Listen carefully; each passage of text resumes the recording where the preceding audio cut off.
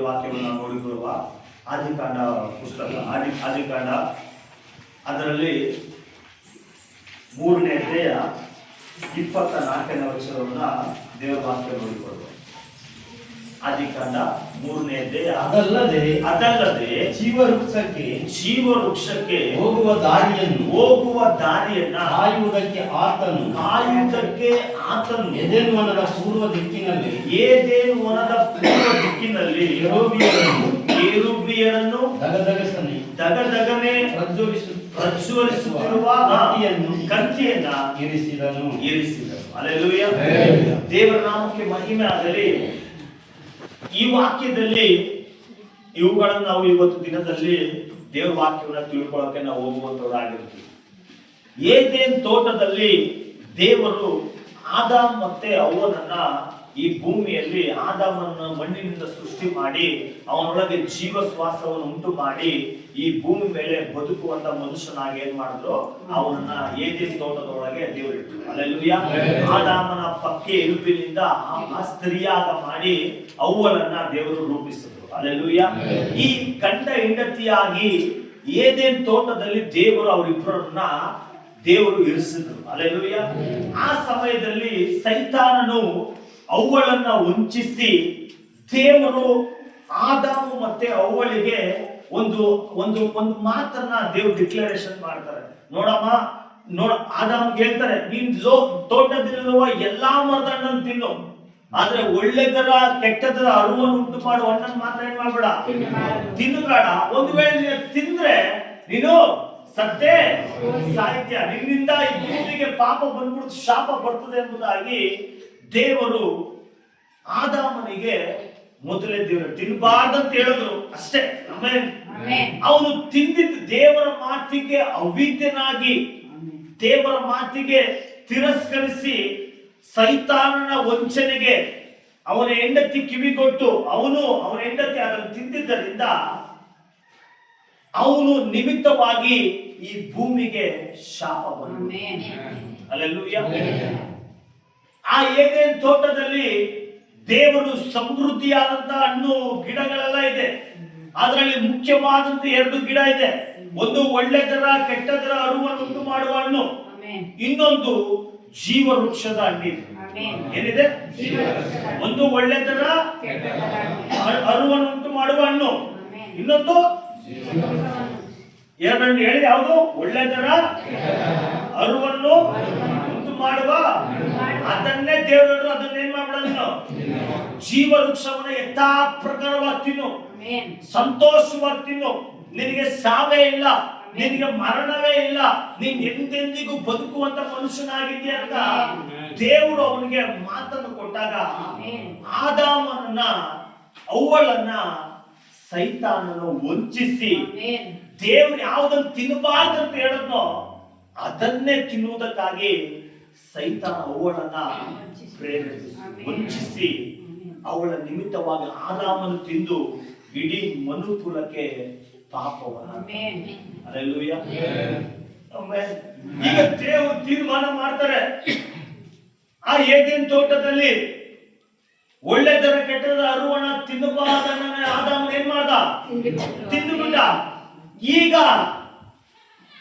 ಆದಾಮನು ಕೈ ಚಾಚಿ ಒಂದು ವೇಳೆ ಒಳ್ಳೆದರ ಕೆಟ್ಟದ ಅರಿವನ್ನು ತಿಂದಂತ ಹಣ್ಣನ್ನ ತಿಂದುಬಿಟ್ಟ, ಇವನು ಈ ನಾನು ತಿನ್ನಬಾರ್ದ ಹಣ್ಣನ್ನ ತಿಂದ ನಿಮಿತ್ತವಾಗಿ ಪಾಪಿಯಾದ, ದೇವರ ಮಾತಿಗೆ ಅವಿಧನಾದ. ಆಮೇಲೆ ಈಗ ಇವನು ಕೈ ಚಾಚಿ ಜೀವ ವೃಕ್ಷದ ಹಣ್ಣನ್ನು ತಿಂದ್ರೆ ಅವನಿಗೆ ಮರಣವೇ ಇಲ್ವಂತೆ. ಏನಿಲ್ವಂತೆ? ಅವನು ಎಂದೆಂದಿಗೂ ಬದುಕುವಂತ ಮನುಷ್ಯನಾಗಿ ದೇವರು ತಿಳಿದವನಾಗಿ. ಹಲ್ಲೆಲೂಯಾ. ಜೀವ ವೃಕ್ಷದ ಹಣ್ಣನ್ನು ತಿಂದ್ರೆ ಅವನಿಗೇನಿಲ್ಲ, ಮರಣವೇ ಇಲ್ಲ ಅವನಿಗೆ. ಆದ್ರೆ ಇವ್ರು ಜೀವ ವೃಕ್ಷದ ಹಣ್ಣನ್ನು ತಿನ್ನಕ್ಕೆ ಬದಲಾಗಿ ಯಾವ ತಿನ್ಬಿಟ್ರು ಅಂತಂದ್ರೆ ದೇವ್ರು ಯಾವುದನ್ನ ತಿನ್ನಬಾರ್ದಂತ ಹೇಳಿದ್ರು ಅದನ್ನ ತಿಂದ್ರು. ಆಮೇಲೆ ಈಗ ಅವನ ನಿಮಿತ್ತವಾಗಿ ಭೂಮಿಗೆ ಶಾಪ ಬಂತು. ಈ ಪಾಪದ ನಿಮಿತ್ತವಾಗಿ ಆದಾಮನು ಒಂದು ವೇಳೆ ಪಾಪ ಮಾಡಿದ್ದಾನೆ. ಈ ಸಮಯದಲ್ಲಿ ಹೋಗಿ ಒಂದು ವೇಳೆ ಏನೇನ್ ತೋಟದಲ್ಲಿರುವ ಜೀವ ವೃಕ್ಷದ ಹಣ್ಣನ್ನು ತಿನ್ಕೊಂಡ್ ಬಂದ್ಬಿಟ್ರೆ ಅವನಿಗೇನಿಲ್ಲ, ಮರಣವೇ ಇಲ್ಲ. ಏನಿಲ್ಲ. ಆಮೇಲೆ ಈಗ ಬೈಬಲ್ ಪ್ರಕಾರವಾಗಿ ಪಾಪ ಕೊಡುವ ಸಂಬಳ ಏನು? ಆಮೇಲೆ ಈಗ ಆದಾಮನು ಪಾಪ ಮಾಡ್ದ, ಅದರ ಉತ್ತರ ಅವ್ನು ಸಾಯ್ಬೇಕಾಯ್ತು.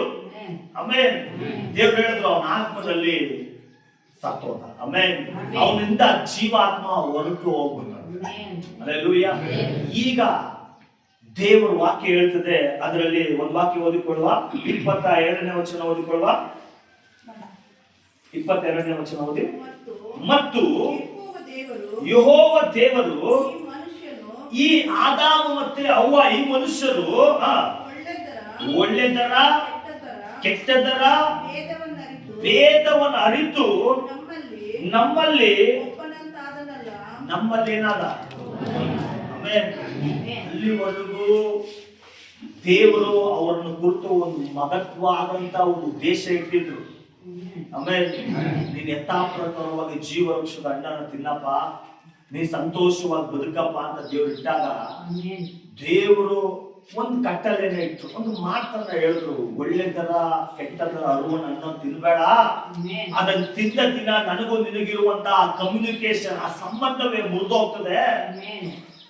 ನೀನ್ ಜೀವ ವೃಕ್ಷವಾಗಿರುವಂತ ಆ ಏದೇನ್ ತೋಟದಲ್ಲಿರುವಂತ ಆ ಜೀವ ವೃಕ್ಷವನ್ನ ತಿಂದು ಜೀವದಿಂದ ಸಮೃದ್ಧಿಯಾಗಿರುವಂತ ದೇವರು ಅವ್ನಿಗೆ ಹೇಳಿದ್ರೆ, ಜೀವ ವೃಕ್ಷವನ್ನ ಅಲ್ಲಗಳಿಸಿ ಯಾವ್ದನ್ನ ತಿಂದ, ಯಾವ ತಿನ್ನಬಾರ್ದು ಅಂತ ದೇವ್ರು ಹೇಳಿದ್ರು ಅದನ್ನ ಅವನು ತಿಂದ. ಆಮೇಲೆ ಈಗ ಪಾಪದಲ್ಲಿ ಬಿದ್ದಂತ ಆದಾಮನು ಅವ್ವ ಒಂದು ವೇಳೆ ಕೈ ಚಾಚಿ ಜೀವ ವೃಕ್ಷದ ಹಣ್ಣನ್ನು ತಿಂದ್ರೆ ತಪ್ಪು ಮಾಡಿದಾನೆ, ಅವನಿಗೆ ಮರಣವೇ ಇಲ್ಲದೆ ಎಂದೆಂದಿಗೂ ಬದುಕುವಂತ ಮನುಷ್ಯನಾಗ್ಬಿಡ್ತಾನೆ ಎಂಬುದಾಗಿ ದೇವರು ತಿಳಿದು ನಮ್ಮಲ್ಲಿ ಒಬ್ಬನಂತನ ಆಗ್ಬಿಡ್ನಲ್ಲ, ಮರಣವೇ ಇಲ್ಲದಂತ ಆಗ್ಬಿಡ್ತಾನಲ್ಲ ಅಂತ ದೇವ್ರು ತಿಳಿದು ಒಬ್ಬನಂತ ಆಗನಲ್ಲ. ಇದರಿಂದ ಇವನು ಕೈ ಚಾಚಿ ಜೀವ ವೃಕ್ಷದ ಫಲವನ್ನ ಸಹ ತೆಗೆದು ತಿಂದು ಶಾಶ್ವತವಾಗಿ ಬದುಕುವವನಾಗಬಾರದೆಂದು ಯೆಹೋವ ದೇವರು ತಂದೆ ಅನ್ಕೋತಾರೆ. ಇವನು ಪಾಪ ಮಾಡಿದ್ದಾನೆ, ಪಾಪಕ್ಕೆ ಒಂದು ಬಲಿ ಆಗ್ಬೇಕು, ಅವಾಗಲೇ ಜೀವ ವೃಕ್ಷ ತಿನ್ಬೇಕು. ಯಾಕಂದ್ರೆ ಇವನ ನಿಮಿತ್ತವಾಗಿ ಭೂಮಿಗೆ ಏನ್ ಬಂತು? ಪಾಪ ಬಂತು. ಏನ್ ಬಂತು? ಇವ್ ನಿಮಿತ್ತವಾಗಿ, ಆದಾಮ ನಿಮಿತ್ತವಾಗಿ ಭೂಮಿಗೆ ಶಾಪ ಬಂತು. ಪಾಪ, ಶಾಪ, ರೋಗ, ದರಿದ್ರ ಎಲ್ಲ ಯಾರಿಂದ ಬಂದಿದ್ದು? ಆದಾಮನು ಪಾಪದಲ್ಲಿ ಬಿದ್ದಿದ್ದರಿಂದ ಪಾಪದ ಕ್ರಿಯೆಗಳೇ ರೋಗ, ಕಾಯಿಲೆ, ದರಿದ್ರ ಎಲ್ಲ ಯಾವ್ದಿದು?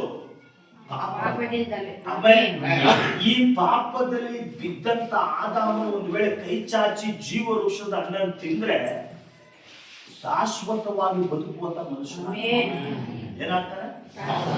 ಅದನ್ನು ತಿನ್ನಬಾರ್ದಂತಾನೆ. ಏನ್ ಮಾಡಬಾರ್ದಂತಾನೆ? ಆದಾಮನು ಆ ಜೀವ ವೃಕ್ಷದ ಹಣ್ಣನ್ನು ತಿನ್ನಬಾರ್ದಂತಾನೆ, ತಿನ್ನಬಾರ್ದೆಂದು ಅಂದುಕೊಂಡು ಅವನು ಉತ್ಪತ್ತಿಯಾದ ಭೂಮಿಯನ್ನೇ ವ್ಯವಸಾಯ ಮಾಡುವುದಕ್ಕಾಗಿ ಅವನನ್ನ ಏದೇನ್ ತೋಟದಿಂದ ಏನ್ ಮಾಡಿದ್ರು? ಈಗ ಯಾಕಂದ್ರೆ ಪಾಪದಲ್ಲಿ ಬಿದ್ದ ಕಾರಣ ಆ ಏದೇನ್ ತೋಟದಲ್ಲಿ, ಆ ಸಮೃದ್ಧಿಯಾದಂತ ಆ ತೋಟದಲ್ಲಿ ದೇವರು ಇರುವುದಕ್ಕೆ ಅನುಮತಿ ಮಾಡಿ. ಯಾಕಂದ್ರೆ ದೇವರ ಮಾತಿಗೆ ಅವನು ಏನಾದ? ಅವಿಧೇಯನಾದ. ದೇವರ ಮಾತನ್ನ ಅಲಕ್ಷ್ಯ ಮಾಡಿದ್ರಿಂದ ಅವನ ನಿಮಿತ್ತವಾಗಿ ಅವನು, ಅವನ ಹೆಂಡತಿ ಮಾತ್ರ ಅಲ್ಲ, ಇಡೀ ಮನು ಕುಲವೇ ಪಾಪದಲ್ಲಿ ಬಿದ್ದೋಯ್ತು. ಆಮೇಲೆ ಈಗ ಅದನ್ನ ಮತ್ತೆ ಆ ಸ್ಥಾನವನ್ನ ಕೊಡುವುದಕ್ಕಾಗಿ, ಮತ್ತೆ ಆ ಜೀವ ವೃಕ್ಷವನ್ನ ಕೊಡುವುದಕ್ಕಾಗಿ ದೇವರು ಒಂದ್ ವೇಳೆ ಪಾಪಕ್ಕೆ ಒಂದು ಪ್ರಾಯಶ್ಚಿತ್ತವಾದಂತ ಒಂದು ಬಲಿ ಕೊಡಬೇಕು. ಆಮೇಲೆ ಆ ಬಲಿ ಕೊಟ್ಟ ನಂತರದಲ್ಲೇ ಏನ್ ಮಾಡ್ಬೇಕು? ಆ ಜೀವ ವೃಕ್ಷವನ್ನು ಏನ್ ಮಾಡ್ಬೇಕು? ಪಡಿಬೇಕು, ಅದನ್ನು ತಿನ್ಬೇಕು ಎಂಬುದಾಗಿ ಪರಲೋಕ ಒಂದು ತೀರ್ಮಾನ, ತಂದೆಯಾದ ದೇವರು ತೀರ್ಮಾನ ಮಾಡ್ತಾರೆ. ಆಮೇಲೆ ಇವನು ಅಲ್ಲಿವರೆಗೂ ತನ್ನ ಪ್ರಾಯಸದಿಂದ, ತನ್ನ ಕಷ್ಟದಿಂದಲೇ, ತಾನು ಉತ್ಪತ್ತಿಯಾದ ಭೂಮಿಯಲ್ಲೇ ಕಷ್ಟಪಟ್ಟು ಜೀವನ ಮಾಡ್ಬೇಕೆಂಬುದಾಗಿ ಏದೇನ್ ತೋಟದಿಂದ ದೇವರು ಅವನ ಆದಾಮ ಮತ್ತೆ ಅವನನ್ನ ಏನ್ ಮಾಡಿದ್ರು? ಏನ್ ಮಾಡಿದ್ರು ಹೇಳಿ? ಅವ್ರು ಏನ್ ಮಾಡಿದ್ರು? ಹೊರಗೆ ಕಳಿಸಿ ಈಗ ಇಲ್ಲಿವರೆಗೂ ಅವ್ರು ಏನ್ ಮಾಡಿದ್ರು, ಒಳಗಿದ್ದವ್ರು ಏನ್ ಮಾಡಿದ್ರು, ಯಾಕೆ ಒಳಗೆ ಇರ್ಬೋದಾಯ್ತಲ್ಲ, ಯಾಕೆ ಅವ್ರನ್ನ ಹೊರಗೆ ಕಳಿಸಿದ್ರು ಅಂತಂದ್ರೆ, ಇವ್ರು ತಿನ್ನಬಾರ್ದ ಹಣ್ಣನ್ನ ಅವ್ರು ತಿಂದಿದ್ದರಿಂದ ಪಾಪದಲ್ಲಿ ಬಿದ್ದು, ಪಾಪ ಅವನ ಮುಖಾಂತರವಾಗಿ ಭೂಮಿಗೆ ಸೈತಾನ ಮಾತಿಗೆ, ಸೈತಾನ ಆಲೋಚನೆಗೆ ಅವರು ಕಿವಿ ಕೊಟ್ಟಿದ್ದರಿಂದ, ಅವನ ನಿಮಿತ್ತವಾಗಿ ಭೂಮಿಗೆ ಶಾಪ ಬಂದಿದ್ದರಿಂದ, ಪಾಪದಲ್ಲೇ ಇದ್ದಂತ ಮನುಷ್ಯ ಜೀವ ವೃಕ್ಷದ ಕೈ ಚಾಚಿ ಅವನೇನ ತಿಂದ್ರೆ ಅವನು ಎಂದೆಂದಿಗೂ ಬದುಕುವನಾಗ ಪಾಪದಲ್ಲೇ ಬದುಕ್ಬಿಡ್ತಾನೆ. ಯಾವುದ್ರಲ್ಲಿ ಹೇಳಿ, ಪಾಪದಲ್ಲೇ ಬದುಕ್ಬಿಡ್ತಾನಲ್ಲ, ಆ ಪಾಪಕ್ಕೆ ಒಂದು ಪ್ರಾಯಚಿತ್ತವಾಗಿ ಕೊಡ್ಬೇಕಲ್ಲ, ಆ ಪಾಪಕ್ಕೆ ಒಂದು ಬಲಿ ಕೊಡ್ಬೇಕಲ್ಲ ಎಂಬುದಾಗಿ ಪರಲೋಕದ ದೇವರು ತೀರ್ಮಾನ ಮಾಡ್ತಾರೆ. ಅಲ್ಲಿವರೆಗೂ ಇವನು ಭೂಮಿಯನ್ನು ಉತ್ಪತ್ತಿ ಮಾಡಬೇಕು, ಇವನು ಕಷ್ಟ ಪಡಬೇಕು, ಇವನ್ ಏನ್ ಅತ್ತ ಪಾಪದ ಕ್ರಿಯೆಯಲ್ಲಿ ಏನ್ ಮಾಡೋ ಆ ಮರಣವನ್ನ ಅವನು ಅನುಭವಿಸ್ಬೇಕೆಂಬುದಾಗಿ ದೇವರು ಏದೇ ತೋಟದಿಂದ ಅವನ್ನೇನ್ ಮಾಡೋದು, ಆದಾಮನು ಸುಖಭೋಗವಾಗಿ ಸಮೃದ್ಧಿಯಾಗಿ ಆಶೀರ್ವಾದಕರವಾಗಿದ್ದಂತ ಆದಾಮ ಮತ್ತೆ ಅವ್ವ ಸೈತಾನನ್ನು ಸರ್ಪದ ರೂಪದಲ್ಲಿ ಬಂದು ವಂಚಿಸಿ ದೇವರ ಮಾತಿಗೆ ಅವಿದ್ಯರಾಗಿ ನಡ್ಕೊಂಡಿದ್ದರಿಂದ ಅವರ ನಿಮಿತ್ತವಾಗಿ ಭೂಮಿಗೆ ಶಾಪ. ಆದರೆ ದೇವರು ಒಂದು ತೀರ್ಮಾನ ಮಾಡಿ, ಇವನು ಆ ಜೀವ ವೃಕ್ಷದ ಹಣ್ಣನ್ನ ಕೈ ಚಾಚಿ ತಿಂದ್ಬಿಡ್ತಾನೆ ಎಂಬುದಾಗಿ ದೇವರು ತಿಳಿದು, ಆಮೇನ್ ಆಮೇನ್ ವಾಕ್ಯ ಹೇಳ್ತದೆ. ಓದಿ, ಅದಲ್ಲದೆ ಯಾವ ದಾರಿಯನ್ನು, ಜೀವ ವೃಕ್ಷಕ್ಕೆ ಹೋಗುವ ದಾರಿಯನ್ನ ಕಾಯುವುದಕ್ಕೆ ಆತನು ಏದೇನ್ ತೋಟ ವನದ ಪೂರ್ವ ದಿಕ್ಕಿನಲ್ಲಿ ಯಾರನ್ನ, ಕೆರೂಬಿಯರನ್ನ ದಗದಗನೆ ಪ್ರಜ್ವಲಿಸುತ್ತಾ ಸುತ್ತುವ ಕತ್ತಿಯನ್ನ. ಈಗ ಏದೇನ್ ತೋಟದಲ್ಲಿದ್ದಂತ ಆದಾಮ್ ಅವ್ವ ಎಲ್ಲೋದ್ರು, ಈಗ ಹೊರಗೆ ಮಾತಾಡಿ. ಈಗ ಆ ಏದೇನ್ ತೋಟಕ್ಕೆ ಹೋಗುವಂತ ಆ ಜೀವ ವೃಕ್ಷದ ಫಲ ಇರುವಂತ ಆ ಸ್ಥಳದಲ್ಲಿ ದೇವರು ದೂತರನ್ನ, ಕೆರೂಬಿಯರನ್ನ ಅಲ್ಲಿರಿಸ್ತಾರೆ. ಯಾರಿಸ್ತಾರೆ? ಕೆರೂಬಿಯರು. ಎರಡನೇದಾಗಿ ದಗದಗನೆ ಉರಿಯುವಂತ ಒಳಗೆ ಜೀವ ವೃಕ್ಷ ಇದೆ. ಹೇಳಿ, ಜೀವ ವೃಕ್ಷ ಇದೆ, ಕೆರೂಬಿಯರಿದ್ದಾರೆ, ದಗದಗನೆ ಉರಿಯುವಂತ. ಈಗ ನಿಮ್ಮನ್ನ ಮೊದಲೇ ನಾನು ಒಂದ್ಸರಿ ಹೇಳಿರ್ಬೋದು ಅಂತ ನೆನೆಸ್ತೀನಿ. ಆಮೇಲೆ ಮತ್ತೆ ನಿಮ್ಮನ್ನ ಬಲಪಡಿಸುವುದಕ್ಕಾಗಿ ವಾಕ್ಯವನ್ನು ವಿವರಣೆ ಮಾಡ್ತೀನಿ. ಆಮೇಲೆ ನನಗೂ ಅದು ಬಹಳ ಮುಖ್ಯವಾಗಿ ಬೇಕಾಗಿತ್ತು, ಅದನ್ನ ನಿಮಗೂ ಕೂಡ ಅದನ್ನ ಹಂಚ್ಕೋಬೇಕೆಂಬುದಾಗಿ ಪ್ರೇರೇಪಿಸಲ್ಪಟ್ಟೆ. ಆಮೇಲೆ ಒಳಗೆ ಜೀವ ವೃಕ್ಷ ಇದೆ, ಈಚೆ ಕೆರೂಬಿಯರಿದ್ದಾರೆ, ಆಮೇಲೆ ದಗದಗನೆ ಉರಿಯುವಂತ ಕತ್ತಿ ಇದೆ. ಇದನ್ನ ದಾಟಿನೇ ಹೊರಗೆ ಹೋದಂತ ಆದಾಮ ಮತ್ತೆ ಅವ್ವ, ಆಮೇಲೆ ಒಂದು ವೇಳೆ ಆ ಜೀವ ವೃಕ್ಷ ತಿನ್ಬೇಕು ಅಂತ ಅವ್ರೇನಾದ್ರೂ ಅಡ್ಡ ದಾರಿಯಲ್ಲಿ, ಆಮೇಲೆ ಆ ದಾರಿ ಅಲ್ಲದೆ ಮತ್ತೊಂದು ದಾರಿಯಲ್ಲಿ ಹೋಗಿ ತಿನ್ಬೇಕಂತಂದ್ರೆ, ಆಮೇಲೆ ಆ ಜೀವ ವೃಕ್ಷವನ್ನ ಕಾಯುವುದಕ್ಕಾಗಿ ದೇವರು ಕೆರೂಬಿಯರನ್ನು ಇಟ್ಟಿದ್ದಾರೆ.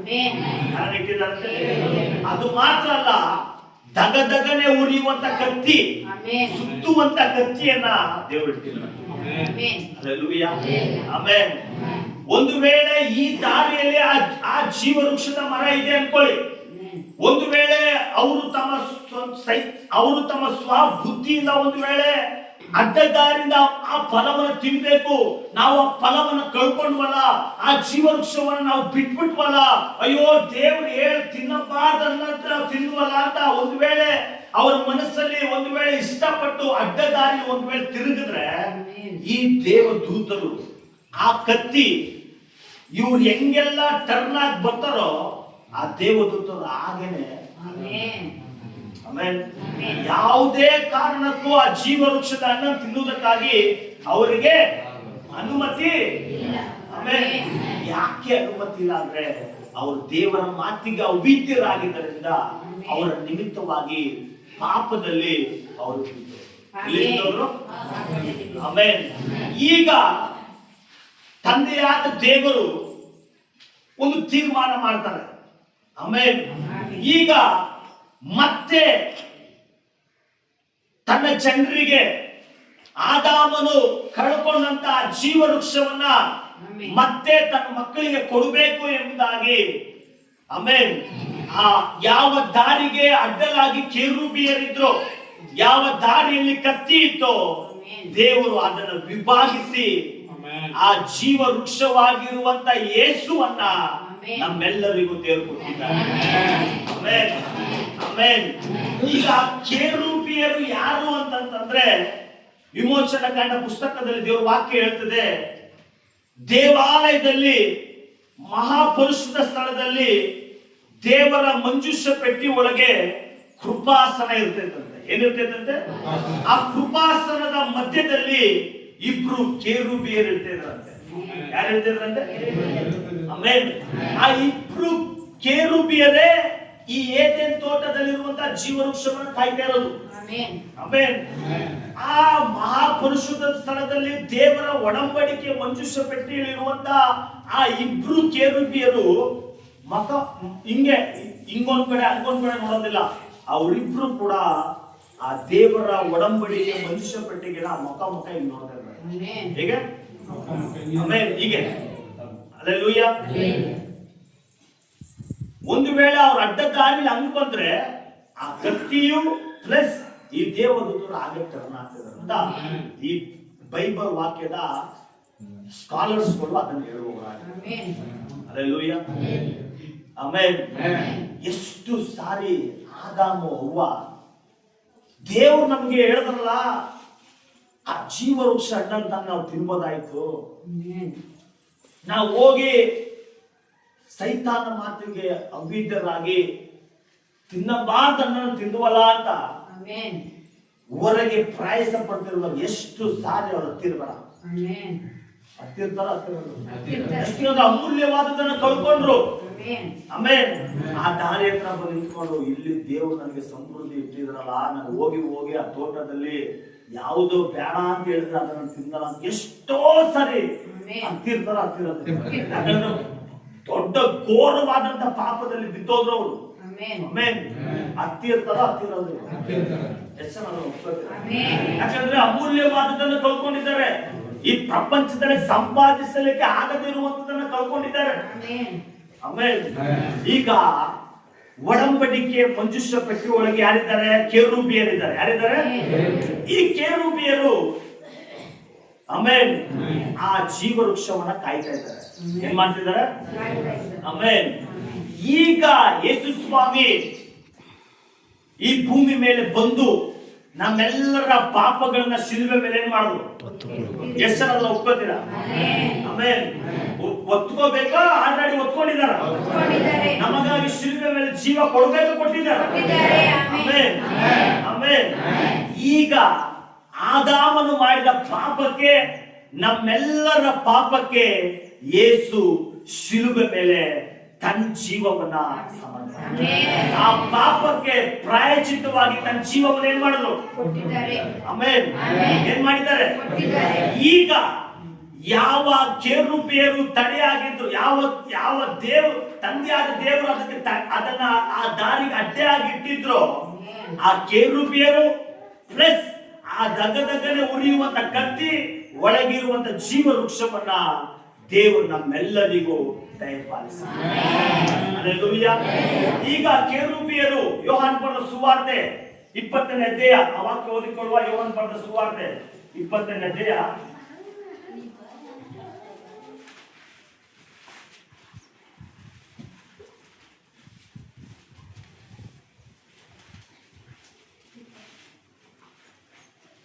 12ನೇ ವಚನದಿಂದ ಓದಿಕೊಳ್ಳುವ.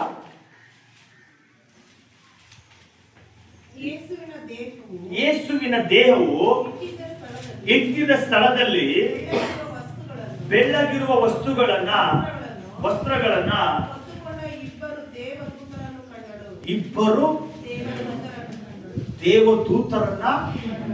ಆಮೇಲೆ ಆ ಕೆರೂಬಿಯರು ಅಂತ ದೇವದೂತರು ಅಂತ ಕೇಳುವಲ್ಲ ವಾಕ್ಯ, ಆ ಇಬ್ರು ಕೆರೂಬಿಯರು, ಇಬ್ರು ಆ ದೇವದೂತರು ಯೇಸು ಸ್ವಾಮಿ ನಮಗಾಗಿ ಜೀವ ಕೊಟ್ಟು ಹೂಡಲ್ಪಟ್ಟು ಸಮಾಧಿಲಿರುವಾಗ ಅದೇ ಇಬ್ರು ದೇವದೂತರು ಆಮೇಲೆ ಮರಿಯಳು ಹೋಗಿ ಸಮಾಧಿಯಲ್ಲಿ ಬಗ್ಗಿ ನೋಡುವಾಗ ಆಕೆಗೆ ಒಂದು ಒಂದು ಒಂದು ಒಂದು ಒಂದು ದರ್ಶನ ಆಗ್ತದೆ. ಇಬ್ರು ಬೆಳ್ಳಗಿರುವಂತ ದೇವದೂತರು ಅಲ್ಲಿ ನಿಂತಿರ್ತಾರೆ. ನಿಂತಿರುವುದನ್ನ ಕಂಡಳು. ಅವರಲ್ಲಿ ಒಬ್ಬನು ಒಬ್ಬ ದೇವದೂತನು ತಲೆ ಇದ್ದ ಕಡೆಗೆ, ಒಬ್ಬನು ಕಾಲಿದ್ದ ಕಡೆ. ಇದೇನೆ ಒಡಂಬಡಿಕೆ ಮಂಜೂಷ ಪಟ್ಟಿ ಒಳಗೆ ದೇವದೂತರು ಆಮೇಲೆ ಒಬ್ರು ಒಂದು ಕಡೆ, ಇನ್ನೊಬ್ರು ಇನ್ನೊಂದು ಕಡೆ ಮುಖವಾಗಿ ಇರ್ತಾರೆ. ಆಮೇಲೆ ನಮಗಾಗಿ ಜೀವ ಕೊಟ್ಟಂತ ದೇವರು ಉಣಲ್ಪಟ್ಟಂತ ಆ ಸ್ಥಳದಲ್ಲಿ ಇಬ್ರು ಕೇರುಬಿಯರಿದ್ದಾರೆ. ಜೀವ ವೃಕ್ಷ ಇರುವಂತ ಆ ಸ್ಥಳದಲ್ಲಿ ಯಾರಿದ್ದಾರೆ ಗೊತ್ತಾ? ಒಬ್ರು ತಲೆ ಕಡೆ ಇದ್ದಾರೆ, ಇಬ್ರು ಕೂಡ ಮುಖ ನೋಡ್ತಿದ್ದಾರೆ. ಈಗ ಆ ವಾಕ್ಯ ಹೇಳ್ತದೆ, ಇಬ್ರು ಕಾಲು ಕೆಳಗಡೆ ಇದ್ದರು, ಕೂತಿದ್ದರು. ಅವರು ಆ ಮರಿಯಳನ್ನು, ಅಮ್ಮ ನೀನು ಯಾಕೆ ಅಳುತ್ತಿ ಎಂದು. ಆಮೇಲೆ ಚೆನ್ನಾಗಿ ಅರ್ಥ ಮಾಡ್ಕೊಳ್ಳಿ. ಆದಾಮವ್ವ ಎಷ್ಟೋ ಸಾರಿ ಬಂದು ಹತ್ತಿಲ್ವ, ಅವ್ರು ಅದನ್ನ ಕಳ್ಕೊಂಡಿರಲ್ಲ. ಎಷ್ಟೋ ಸಾರಿ ಅವ್ರು ಹತ್ತಿರ್ತಾರೆ. ಆಮೇಲೆ ಆದರೆ ದೇವರು ನಮಗಾಗಿ ಜೀವ ಕೊಟ್ಟಿದ್ದ ನಿಮಿತ್ತವಾಗಿ, ನಮಗಾಗಿ ತನ್ನ ಪ್ರಾಣ ಕೊಟ್ಟಿದ್ದ ನಿಮಿತ್ತವಾಗಿ, ಸ್ತ್ರೀಯಾಗಿರುವಂತ ಅವ್ವ ಸಭೆಗೆ ಹೋಲಿಕೆ. ಯಾವುದಕ್ಕೆ ಹೋಲಿಕೆ ಹೇಳಿ? ಹಳೆ ಒಡಂಬಡಿಕೆಯಲ್ಲಿ ಸಭೆ ಎಷ್ಟು ಹತ್ರು ಕೂಡ ಅದಕ್ಕೆ ಉತ್ತರ ಇಲ್ಲ, ಅದಕ್ಕೆ ರೆಸ್ಪಾನ್ಸ್ ಇಲ್ಲ.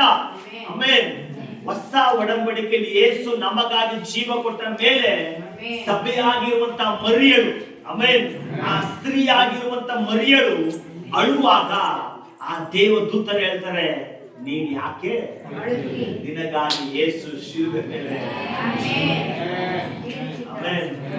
ಹಳ ಒಡಂಬಡಿಕೆಯಲ್ಲಿ ಅವ್ರು ಅಳುವಾಗ ಅದಕ್ಕೆ ಹೊಸ ಒಡಂಬಡಿಕೆಯಲ್ಲಿ ಮೊದಲಾಗಿ ಯಾವ ಕೇರುಬಿಯರು ಮುಖ ನೋಡ್ತಿದ್ದಂತ ಕೇರುಬಿಯರು, ಆ ದೇವ ದರ್ಶನದ ಗುಡಾರದಲ್ಲಿದ್ದಂತ ಕೇರುಬಿಯರು, ಎಂದಿಗೂ ಮಾತನಾಡದೇ ಇದ್ದಂತ ಕೇರುಬಿಯರು, ತಿರುಗಿ ನೋಡದಂತ ಕೇರುಬಿಯರು ಮೊದಲಾಗಿ ಯೇಸು ಊಣಲ್ಪಟ್ಟ ಸ್ಥಳದಲ್ಲಿ ತಲೆ ಭಾಗದಲ್ಲಿ ಕಾಲು ಭಾಗದಲ್ಲಿ ಕೂತಿದ್ದಂತ ದೇವದೂತರು ಮರಿಯಳೊಂದಿಗೆ,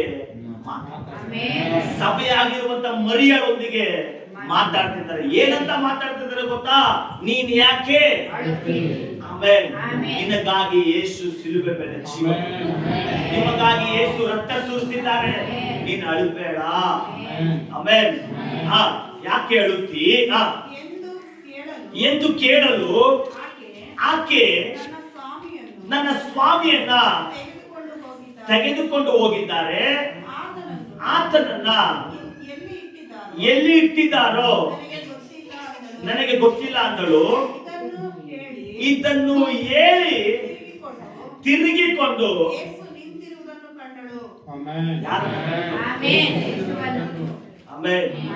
ಯೇಸುವೆ ಜೀವ ವೃಕ್ಷ. ಆ ಕೇರುಬಿಯರು ತರ್ನಾರು ಯಾಕೆ ಅಳುತ್ತಿ ಅಂತ ಉತ್ತರ ಕೊಟ್ಟರು. ಎರಡನೇದಾಗಿ ಜೀವ ವೃಕ್ಷವಾಗಿರುವಂತ ಯೇಸುವೆ ಮರಿಯಳು, ಸಭೆಯಾಗಿರುವಂತ ಮರಿಯಳ ಹಿಂದೆ ಆ ಜೀವ ವೃಕ್ಷವೇ.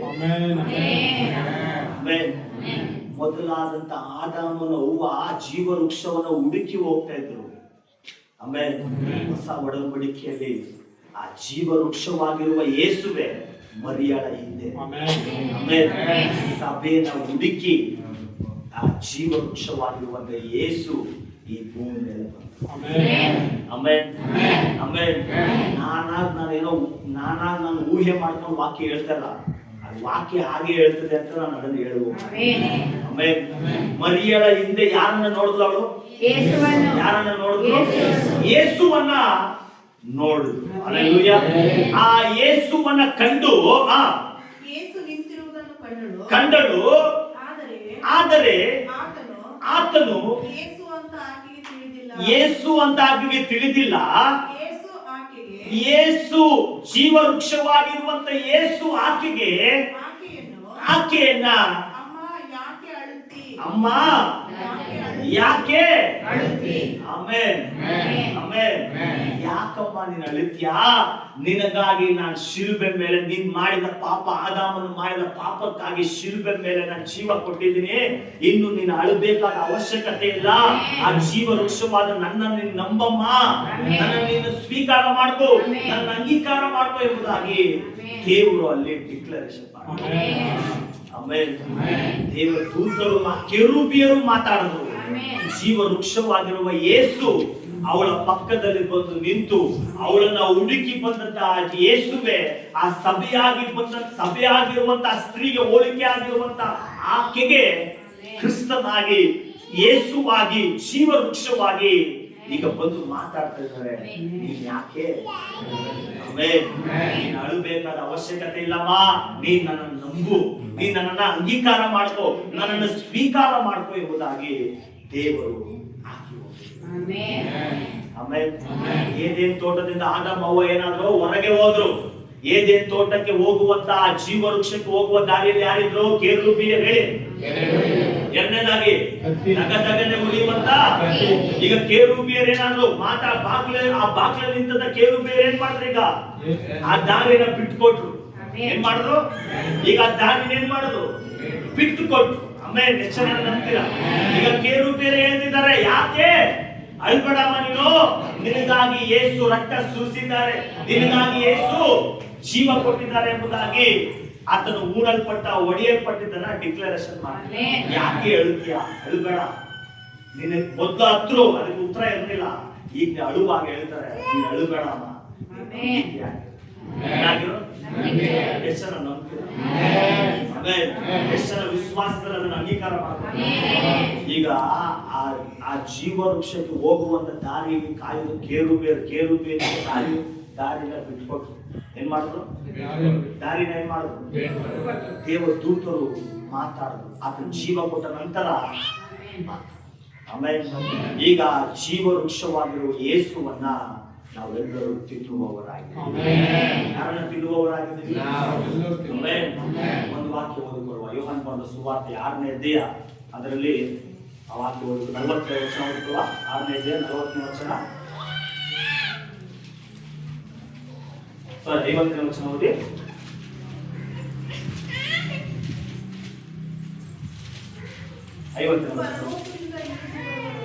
ಪರಲೋಕದಿಂದ ಇಳಿದು ಬರುವ ರೊಟ್ಟಿ ಎಂತದೆಂದರೆ ಅದನ್ನು ತಿಂದವನು ಏನ್ ಮಾಡೋದಿಲ್ಲ? ಆದಾಮವ್ವ ತಿನ್ನಬಾರ್ದ ತಿಂದಿದ್ರಿಂದ ಅವ್ರೇನಾದ್ರು ಸತ್ರು. ಆದ್ರೆ ಪರಲೋಕದಿಂದ ಇಳಿದು ಬಂದಂತ ಈ ಜೀವಕರವಾದಂತ ಈ ರೊಟ್ಟಿಯನ್ನು ತಿನ್ನುವವನಿಗೇನಿಲ್ಲ.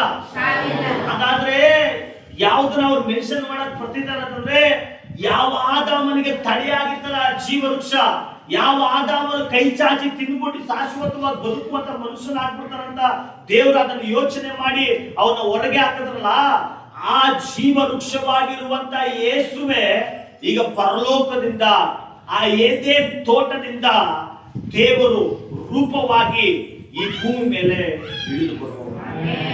ಆಮೇಲೆ ಮೊದಲನೇದಾಗಿ ಕೆರೂಬಿಯರು ತಡೆಯಾಗಿದ್ರು. ಕೆರೂಬಿಯರು ಆತನು ಮರಣ ಜೀವ ಕೊಟ್ಟ ನಂತರದಲ್ಲಿ ಅವ್ರು ಏನ್ ಮಾಡ್ದಂತಂದ್ರೆ ಆ ದಾರಿನ ಬಿಟ್ಟುಕೊಟ್ರು.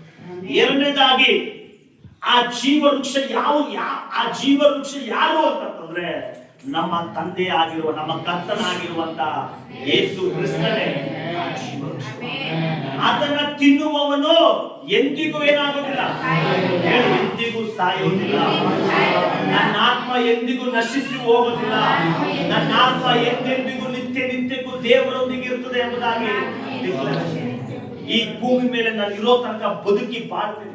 ಈ ಭೂಮಿ ಮೇಲೆ ನಾನು ಆಶೀರ್ವಾದವಾಗಿರ್ತೀನಿ. ಯಾಕೆಂದ್ರೆ ಜೀವ ಕೊಡುವಂತ ರೊಟ್ಟಿ, ಜೀವ ವೃಕ್ಷವಾಗಿರುವಂತ ಯೇಸುವನ್ನ ನಾನೆಲ್ಲರೂ ತಿನ್ನುವಂತ ಆಮೆನ್.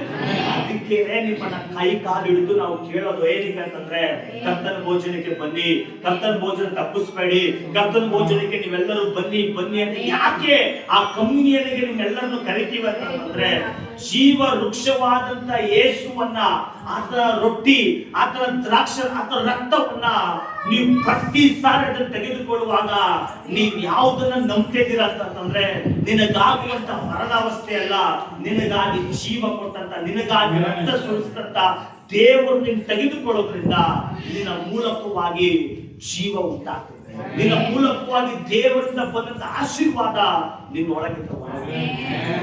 Amen, amen. ಆ ಜೀವ ವೃಕ್ಷ ಯಾರು? ಆಮೆನ್. ಜೀವ ಕೊಡುವ ರೊಟ್ಟಿ ನಾನೇ. ಆಮೆನ್. ನನ್ನನ್ನು ತಿನ್ನುವವನು ಅದನ್ನು ತಿಂದವನು ಸಾಯುವುದಿಲ್ಲ, ಪರಲೋಕದಿಂದ ಇಳಿದು ಬರುವ ಜೀವವುಳ್ಳ ರೊಟ್ಟಿಯು ನಾನೇ. ಈ ರೊಟ್ಟಿಯನ್ನ ಯಾವನಾದರೂ ತಿಂದರೆ ಯಾವ ಕಾಲ? ಎಂದೆಂದಿಗೂ ಅವನಿಗೆ ಮರಣ ಇಲ್ಲ. ಶರೀರ ನಶಿಸಿ ಹೋಗ್ತದೆ, ಶರೀರ ಗತಿಸಿ ಹೋಗ್ತದೆ, 6 ಸಾವು 60 ಸಾವು, ಶರೀರ ಹೋಗ್ತದೆ. ಆದ್ರೆ ನಿನ್ನ ಆತ್ಮ ಎಂದೆಂದಿಗೂ ಸದಾ ಕಾಲವು ದೇವರೊಂದಿಗೆ ಹಲ್ಲೆಲೂಯಾ. ಆಮೆನ್. ಈ ಜೀವ ವೃಕ್ಷ ಪರಲೋಕದಿಂದ ಇದೆ. ಆಮೆನ್. ಯಾರಿಗಾಗಿ ಬಂತು? ಆಮೆನ್. ನಮಗಾಗಿ ಬಂತೋ ಇಲ್ಲ ಬೇರೆಯವರಿಗಾಗಿ ಬಂತು?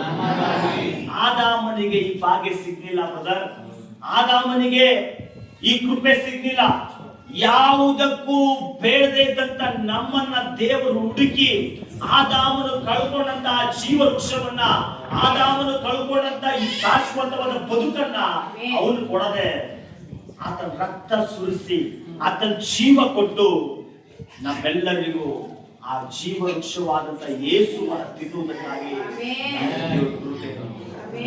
ಸ್ವಾಮಿ ಹೇಳ್ತಾರೆ, ಆತನು ರೊಟ್ಟಿ ಮತ್ತೆ ದ್ರಾಕ್ಷರಸ ತೆಗೆದುಕೊಂಡು ನಿಮಗಾಗಿ ಒಡೆಯಲ್ಪಟ್ಟುವ ನನ್ನ ದೇಹ, ನಿಮಗಾಗಿ ಸುರಿಸಲ್ಪಡುವ ನನ್ನ ರಕ್ತ ನಾನು ಬರೋ ತನಕ. ಎಲ್ಲಿ ತನಕ? ಎಲ್ಲಿ ತನಕ?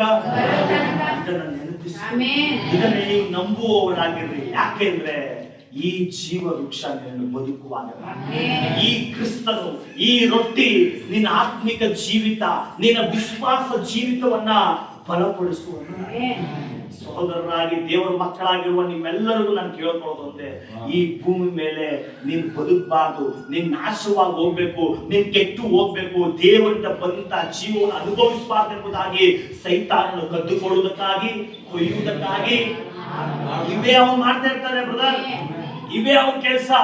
ಆದರೆ ಪರಲೋಕದಿಂದ ನನಗಾಗಿ ನಿಮಗಾಗಿ ಇಳಿದು ಬಂದಂತಹ ಜೀವ ರೊಟ್ಟಿಯನ್ನ ನೀನ್ ನಂಬಿಕೆಯಿಂದ, ನೀನು ತಾಳ್ಮೆಯಾಗಿ ದೇವರೇ ನಾನು ಇದಕ್ಕೆ ಯೋಗ್ಯನಲ್ಲ, ನಿನ್ನ ಕೃಪೆಯಿಂದ ನಿನ್ನ ರೊಟ್ಟಿ, ನಿನ್ನ ದೇಹವನ್ನ, ನಿನ್ನ ರಕ್ತವನ್ನ ನನ್ನ ನಂಬಿಕೆಯನ್ನು ಸ್ವೀಕಾರ ಮಾಡ್ಕೋತೀನಪ್ಪ ಅಂತ ನೀನು ಬಾಯಿ ಹಾಕೊಳ್ಳುವಾಗ ನಿನ್ನ ಮೂಲಕವಾಗಿ ಜೀವ, ನಿನ್ನ ಮೂಲಕವಾಗಿ ಆ ರಕ್ತದ ಒಂದೊಂದು ಕಣ, ಒಂದೊಂದು ಆ ರಕ್ತದಲ್ಲಿರುವಂತಹ ಜೀವಾಂಶ ನಿನ್ನನ್ನು ಈ ಭೂಮಿ ಮೇಲೆ ವಿಶ್ವಾಸದಲ್ಲಿ, ನಂಬಿಕೆಯಲ್ಲಿ, ಸಮಾಧಾನದಲ್ಲಿ ನೀನ್ ಏನ್ ಮಾಡ್ತೀವೋ ಅದರಲ್ಲಿ ಒಂದು ಆಶೀರ್ವಾದ ಕಂಡು ಬದುಕುವಾಗೆ ಈ ಜೀವ ವೃಕ್ಷ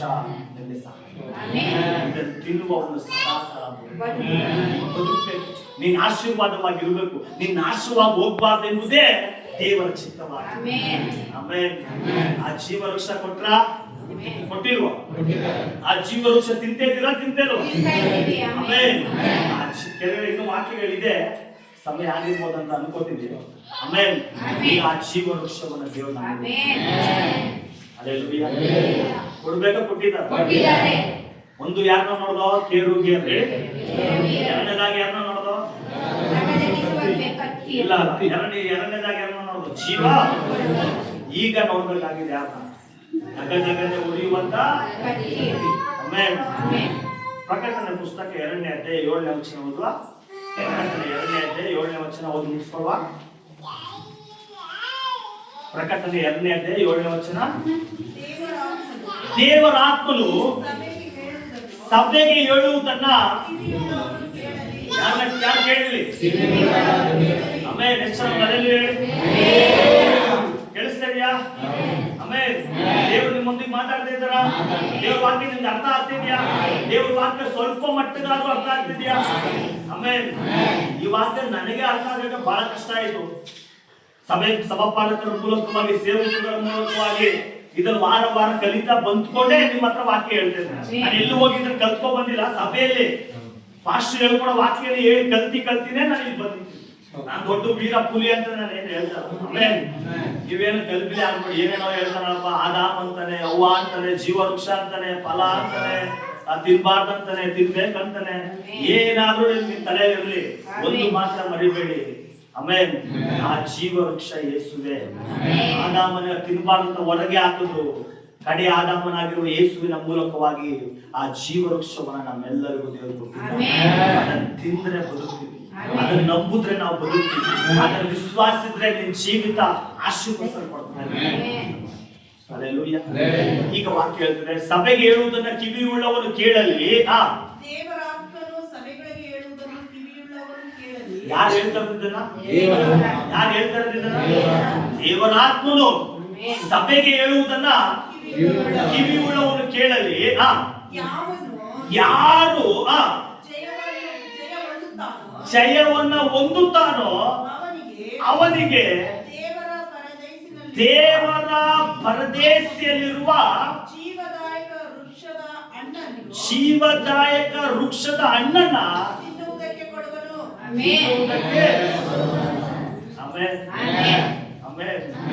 ಹೌದು ಬ್ರದರ್, ತಿನ್ನೋದಕ್ಕಾಗಿ ನಮ್ಗೆ ಕೊಡ್ತಾರೆ. ಜಯ ಹೊಂದುವವನು ಯಾರು ಬ್ರದರ್? ಆಮೇಲೆ ನಾವೆಲ್ಲಿ ಬ್ರದರ್ ಜಯ ಹೊಂದಕ್ಕಾಯ್ತದೆ? ಅಯ್ಯೋ, ನಮ್ ಜೀವನ ಪೂರ್ತಿ ನಮ್ಗೆ ಕಷ್ಟನೇ, ನಮ್ಗೆ ಬರೀ ಹೋರಾಟನೇ, ಬರೀ ಸೋಲೆ. ಆಮೇಲೆ ಆಮೇಲೆ ಯಾವುದನ್ನ ಯೋಹಾನನು ಪ್ರಕಟಣೆ ಬರೆದಂತ ಯೋಹಾನ ಯಾವುದನ್ನ ಮೆನ್ಷನ್ ಮಾಡ್ತಿದ್ದಾರೆ ಅಂತಂದ್ರೆ, ಆ ದಗದಗನೆ ಉರಿಯುವಂತ ಕತ್ತಿ ಯಾವುದು ಅಂತಂದ್ರೆ ಪವಿತ್ರಾತ್ಮನೇ ಆ ಕತ್ತಿ ಆಗಿದೆ. ಈ ಮಾತನ್ನ ಪವಿತ್ರಾತ್ಮರು ಡಿಕ್ಲರೇಷನ್ ಮಾಡ್ತಿದ್ದಾರೆ. ದೇವರಾತ್ಮನು ಸಭೆಗೆ ಹೇಳುವುದನ್ನ ಈಗ ದೇವರಾತ್ಮನು ಹೇಳ್ತಿದ್ದಾರೆ, ಯಾರು ಜಯ ಹೊಂದುತ್ತಾರೋ ದೇವರ ಪರದೇಶಿಯಲ್ಲಿರುವ ಜೀವದಾಯಕ ವೃಕ್ಷವನ್ನು ತಿನ್ನುವುದಕ್ಕಾಗಿ ಕೊಡ್ತೀನಪ್ಪ. ಕೆರೂಬಿಯರು ಮಾತಾಡಿದ್ರು, ಜೀವ ವೃಕ್ಷ ಹೇಳ್ತಾ ಇದ್ರು. ಈಗ ದಗದಗನೆ ಉರಿಯುವಂತ ಕತ್ತಿ ಬೇರೆ ಯಾರು ಅಲ್ಲ, ಪವಿತ್ರಾತ್ಮನಾಗಿದ್ದಾರೆ. ಆ ಪವಿತ್ರಾತ್ಮನ ಹೇಳ್ತಾರೆ, ಯಾರು ಜಯ ಹೊಂದುತ್ತಾರೋ ಅವರಿಗೆ ನಾನು ಕೊಡ್ತೀನಿ ಎಂಬುದಾಗಿ ಹೇಳ್ತಾರೆ. ಈಗ ಜಯ ಹೊಂದಬೇಕಂದ್ರೆ ನಾನು ಯುದ್ಧ ಮಾಡ್ಬೇಕಾಗಿಲ್ಲ. ಆಮೇಲೆ ಅದೇ ಯೋಹಾನ ಹೇಳ್ತಾನೆ, 1 ಯೋಹಾನ 5ನೇ ಅಧ್ಯಾಯ 4ನೇ ವಚನ ಹೇಳ್ತಾನೆ, ದೇವರಿಂದ ಹುಟ್ಟಿರುವಂತವರೆಲ್ಲರೂ ಈ ಲೋಕವನ್ನ ಜಯಿಸುತ್ತಾರೆ.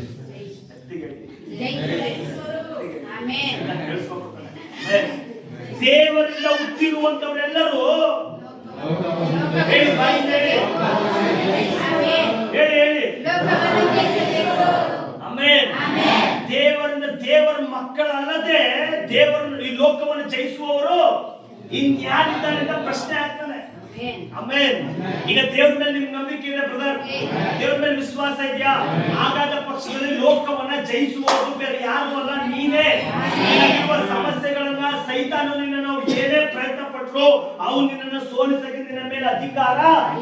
ಯಾಕೆಂದ್ರೆ ದೇವರಿಂದ ಮರುಜನ್ಮ ಪಡ್ಕೊಂಡಿದ್ದೀನಿ, ದೇವರ ವಾಕ್ಯ ನನ್ನ ಒಳಗಿದೆ, ನಾನು ಈ ಲೋಕವನ್ನ ಜಯಿಸುವ. ಆದ ಕಾರಣ ಜೀವ ವೃಕ್ಷವನ್ನ ಪವಿತ್ರಾತ್ಮ ನನಗೆ. ಆಮೇಲೆ ಆಮೇಲೆ ನಾನು ನಂಬುತ್ತೀನಪ್ಪ ನಿನ್ನ ವಾಕ್ಯ. ಅಪ್ಪ ನಿನ್ನ ವಾಕ್ಯ ನನ್ನ ವಿಶ್ವಾಸ ಇಡ್ತೀನಪ್ಪ ಅಂತ ನಿನ್ನ ಕಷ್ಟ ನಾನು ಹೇಳಕ್ಕೆ. ನಿಮ್ಮ ಪರಿಸ್ಥಿತಿಗಳು ಸೋಲು ಪರಿಸ್ಥಿತಿಗಳು ಬರುವಾಗ ದೇವ್ರ ವಾಕ್ಯ ನಂಬಲಿಕ್ಕೆ ನಿಮ್ ಕಷ್ಟನ. ಆ ವಾಕ್ಯವನ್ನು ಸ್ವೀಕಾರ ಮಾಡಿಕೊಳ್ಳೋ, ದೇವರೇ ನಿನ್ನ ವಾಕ್ಯ ನಾನು ನಂಬ್ತೀನಪ್ಪ ಅಂತ ಹೇಳುವಾಗ ಈ ವಾಕ್ಯ ಈ ಲೋಕವನ್ನ ಈ ಪ್ರಪಂಚದಲ್ಲಿ ನಿನಗೆ ಬರುವಂತ ಸವಾಲುಗಳನ್ನ ಜಯಿಸುವ ಹಾಗೆ ಈ ದೇವರ ಆತ್ಮ ಸಹಾಯ. ಆಮೇಲೆ ದೇವರಾತ್ಮನು ಆ ಜೀವ ವೃಕ್ಷವಾದಂತ ಕ್ರಿಸ್ತನನ್ನ ಎಲ್ಲಿ ಯೇಸು ಇರ್ತಾರೋ, ಎಲ್ಲಿ ಜೀವ ವೃಕ್ಷ ಇರ್ತದೋ ಅಲ್ಲಿ ಪವಿತ್ರ ಆತ್ಮ. ಆಮೇಲೆ ನಿಮ್ಮೊಳಗೆ ಯಾರಿದ್ದಾರೆ? ಕ್ರಿಸ್ತನಿದ್ದಾರೆ. ಜೀವಿಸುವವನು ಇನ್ನು ನಾನಲ್ಲ, ಯಾರು? ಕ್ರಿಸ್ತನು. ಆ ಪವಿತ್ರ ಆತ್ಮ. ಅದಕ್ಕೆ ದೇವ್ರ ವಾಕ್ಯ ಹೇಳ್ತಾರೆ, ನಾನು ಹೋಗಿ ಒಬ್ಬ ಸಹಾಯಕನ ಈ ಭೂಮಿ ಮೇಲೆ ಕಳಿಸ್ತೀನಿ. ಅವ್ರು ಎಲ್ಲಿವರೆಗೂ ಇರ್ತಾರೆ ಗೊತ್ತಾ? ಸದಾ. ಎಲ್ಲಿ ತನಕ? ಎಲ್ಲಿ ಜೀವ ವೃಕ್ಷ ಇರ್ತದೋ ಅಲ್ಲಿ ಪವಿತ್ರ ಆತ್ಮ. ಎಲ್ಲಿ ಯೇಸು ಇರ್ತಾರೋ ಅಲ್ಲಿ ಆಮೆನ್. ಈಗ ನೀನು ನಮ್ಮೊಳಗೆ ಯೇಸು ಇದ್ದಾರೆ, ನಮ್ಮೊಳಗೆ ಪವಿತ್ರ ಆಮೆನ್. ಯಾಕೆ ಅಂದ್ರೆ ಈ ಭೂಮಿ ಮೇಲೆ ಸವಾಲುಗಳಿದೆ, ಹೋರಾಟ ಇದೆ.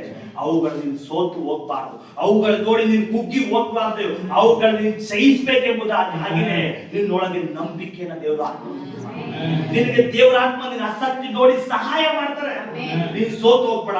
ನಿನಗಾಗಿ ಜೀವದ ರೊಟ್ಟಿಯಾಗಿರುವ ಯೇಸು ಇದ್ದಾರೆ, ನಿನಗಾಗಿ ರಕ್ಷಕನಿದ್ದಾರೆ, ನಿನಗಾಗಿ ಕ್ರಿಸ್ತನಿದ್ದಾರೆ ಎಂಬುದಾಗಿ ಪವಿತ್ರ ಆತ್ಮನು ಸಭೆಗೆ ಹೇಳುವಾಗ ನಂಬಿಕೆ ಉಳ್ಳವನು, ಆಸಕ್ತಿ ಉಳ್ಳವನು, ಪರಿಸ್ಥಿತಿಗಳು, ಹೋರಾಟಗಳು, ಸಮಸ್ಯೆಗಳು, ಅವನ ಮನಸ್ಸಲ್ಲಿ ನಾನಾ ವಿಧವಾದ ಯೋಚನೆಗಳ ಮಧ್ಯದಲ್ಲಿ ಕೂತ್ಕೊಂಡು ಇರ್ತೀವಿ. ನಾನೇನೋ ಹೇಳ್ಬೋದು, ನಿಮ್ಗೇನೋ ಪರಿಸ್ಥಿತಿ ಇರ್ತದೆ, ಇರೋದಿಲ್ಲ ಅಂತ ಹೇಳಕ್ ಬರೋದಿಲ್ಲ. ಆಮೇಲೆ ಆದ್ರೆ ದೇವರ ಆತ್ಮನ ಮಾತಿಗೆ, ಆ ಮೃದುವಾದ ದೇವರ ಮಾತಿಗೆ, ಹೌದಪ್ಪ ನನ್ನ ಬಲದಿಂದಲೋ ನನ್ನ ಪರಾಕ್ರಮದಿಂದ ಅಲ್ಲ, ನಿನ್ನ ಆತ್ಮನಿಂದ ಅಂತ ನಿಂತ್ಕೊಂಡ್ರೆ ದೇವರ ಬಲವಾದ ಜೀವ ಉಂಟು ಮಾಡಿ. ನಾನಾದರೂ ಅವುಗಳಿಗೆ ಜೀವವು, ಆ ಜೀವ ಸಮೃದ್ಧಿಯಾಗಿರ್ಬೇಕು. ಹೇಳಿ, ಜೀವವಾಗಿರ್ಬೇಕು, ಆ ಜೀವ. ಅದಕ್ಕಾಗಿನೇ ಯೇಸು, ಅದಕ್ಕಾಗಿನೇ ಆ ಜೀವ ವೃಕ್ಷವನ್ನ ದೇವ. ಆಮೇಲೆ ಅದಕ್ಕಾಗಿನ ಆ ರೊಟ್ಟಿಯನ್ನ, ಆ ದ್ರಾಕ್ಷರಸವನ್ನ ತಪ್ಪಿಸಬಹುದು. ಕೈ ಜೋಡಿಸಿ ಯಾಕೆ ನಿಮ್ಮ ಮನೆಗೆ ಬಂದ ಅದನ್ನು ಕೇಳ್ಕೊತೀವ ಅಂತಂದ್ರೆ, ನಮಗೇನೋ ಆಗ್ತದೆ ಅಂತ ಅಲ್ಲ, ನಿಮ್ಮ ಆಶೀರ್ವಾದಕ್ಕಾಗಿ. ನಿನ್ನ ವಿಶ್ವಾಸ ಜೀವಿತ ಕುಗ್ಗಿ ಹೋಗ್ಬಾರ್ದು, ನಿನ್ನ ವಿಶ್ವಾಸ ಜೀವಿತ ಬಲವಾಗಿರ್ಬೇಕು ಅಂತಂದ್ರೆ ಆ ರೊಟ್ಟಿಯನ್ನ, ನಿನಗಾಗಿ ಒಡೆಯಲ್ಪಟ್ಟ ಜೀವ ರೊಟ್ಟಿಯನ್ನ, ನಿನಗಾಗಿ ಸುರಿಸಲ್ಪಟ್ಟ ಯೇಸು ರಕ್ತವನ್ನ ತೆಗೆದುಕೊಳ್ಳುವಾಗ ನೀನು ಸದಾಕಾಲ ಆಶೀರ್ವಾದವಾಗಿ, ನಿನಗೆ ಬರುವಂತ ಸವಾಲುಗಳ ನಂಬಿಕೆಯಲ್ಲಿ, ವಿಶ್ವಾಸದಲ್ಲಿ ನೀನು ಜಯಿಸಿಕೊಳ್ಳುವಾಗ ದೇವರ ಆತ್ಮನ ಸಹಾಯ. ಆಮೆನ್. ಎಷ್ಟಕ್ಕೆ ಅರ್ಥ ಆಯ್ತು ಇಲ್ಲಿವರೆಗೂ? ಹಲ್ಲೆಲೂಯಾ. ಆಮೆನ್.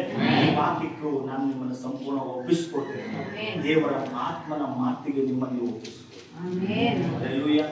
ನಾನು ಏನೋ ನಿಮ್ಗೆ ಹೇಳಿರ್ಬೋದು, ಏನೋ ಇದಾಗಿರ್ಬೋದು, ಬಟ್ ಒಂದು ಮಾತ್ರ ಹೇಳ್ತೀನಿ, ಆ ಕೇರೂಬಿಯರು, ಉತ್ತರ ಕೊಡದೇ ಇರುವಂತ ಕೇರೂಬಿಯರು, ದೇವ ದರ್ಶನ ಮಹಾಪುರುಷರುವಂತಹ ದೇವದೂತರು, ಯೇಸು ಮೂಡಲ್ಪಟ್ಟಂತ ಆ ಸ್ಥಳದಲ್ಲಿ ಅದೇ ದೇವದೂತರು ಮರಿಯವರೊಂದಿಗೆ ಮಾತಾಡಿದ್ರು. ನನ್ನೊಂದಿಗೆ ಮಾತಾಡಿದ್ರು. ಅದೇ ದೇವದೂತರು ನಮ್ಮನ್ನು ಕಾವಲಾಗಿ ಇಟ್ಟಿದ್ದಾರೆ. ಯಾವ ತಡೆ ಇಲ್ಲ ನನಗೆ, ಅದನ್ನು ನಂಬಿ ತಿಳಿಸ್ಬೇಕು. ಹಲ್ಲೆಲೂಯಾ. ಆಮೆನ್. ಒಂದು ಮಾತು ಹೇಳ್ತಾರೆ, ಸಂತೈಸುವ ನಾಲಿಗೆ ಜೀವ ವೃಕ್ಷ ಅಂತ ಒಂದು ಮಾತು. ಒಂದು ವಾಕ್ಯ ಇದೆ, 14ನೇ ಎಲ್ಲ ಇರ್ಬೋದು. ಸಂತೈದಿನ ನಾಲಿಗೆಯಲ್ಲಿ ಜೀವ ವೃಕ್ಷವನ್ನು ನೀನು ತಗೋತಾ ಇರಬೇಕು. ತಿಂಗಳು ಮೊದಲಾದ್ರೆ ಅಪೊಸ್ತಲರ ಕೃತ್ಯದಲ್ಲಿ ಪ್ರತಿದಿನ ತಗೋತಿದ್ರಂತೆ. ಆಮೇಲೆ ಎಷ್ಟು ಸಾವಿರ ಜನಕ್ಕೆ ಪ್ರತಿದಿನ ಕೊಡಕ್ಕಾಗೋದಿಲ್ಲ, ತಿಂಗಳು ಒಂದ್ಸಲ. ಹೇಳಿ, ಕಷ್ಟನಾ? ನಿನ್ನ ನಾಲಿಗೆಯಲ್ಲಿ ಆ ಜೀವ ವೃಕ್ಷವನ್ನ, ನಂಬಿಕೆ, ಹೇಗೆ ಅದನ್ನು ತಿನ್ನುವಾಗ ಅದು ಆಶೀರ್ವಾದವಾಗಿರ್ತದೋ ಇರೋದಿಲ್ಲ? ಆಶೀರ್ವಾದವಾಗಿದ್ದೀರೋ ಇಲ್ವೋ? ಆಮೆನ್. ಆ ಜೀವ ವೃಕ್ಷ ಯಾರು? ಆಮೆನ್. ಯಾಕೆ ಯೇಸು ರೊಟ್ಟಿಯಾಗಿ ಕೊಡ್ಬೇಕಾಗಿತ್ತು?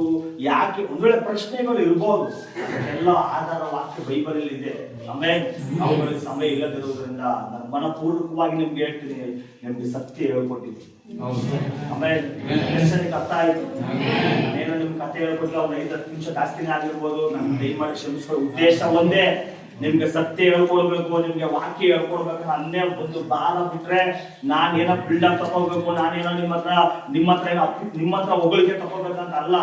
ಕ್ರಿಸ್ತನನ್ನ ಪ್ರಕಟಿಸ್ಬೇಕು, ಕ್ರಿಸ್ತನ ಬಗ್ಗೆ ನಿಮ್ಗೆ ತಿಳಿಯಪಡಿಸ್ಬೇಕಂತ ಅಷ್ಟೇ ಬಿಟ್ರೆ ಬೇರೆ ಯಾವ ಇದು ನೋಡ್ಬೇಕೆ ನನಗಿಲ್ಲ. ಅರ್ಥ ಆಯ್ತಾ ನಿಮ್ಗೆ? ಯಾಕೆ ಕರ್ತನ ಭೋಜನ ತಗೋಬೇಕನ್ನೋ ಒಂದ್ ಸ್ವಲ್ಪ ಆದ್ರೂ ನಿಮಗೆ ಗೊತ್ತಾ? ಒಂದ್ ಸ್ವಲ್ಪ ಕರ್ತನ ಭೋಜನ ಯಾಕೆ ತಗೋಬೇಕು ಗೊತ್ತಾಗ್ತಾ? ಸ್ವಲ್ಪನಾದ್ರೂ ಆಮೇಲೆ